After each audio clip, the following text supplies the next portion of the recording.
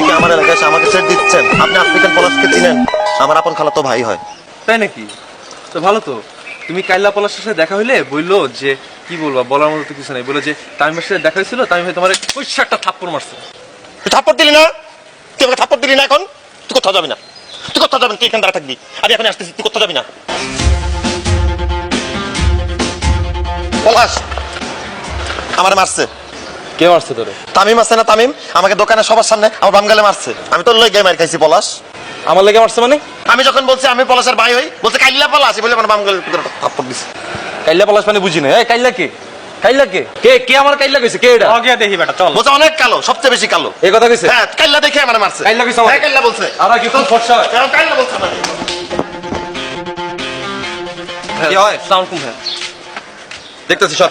কে ভাই? কই থাকো তুমি? কই থাকো? হ্যাঁ, তো ধানমন্ডি 8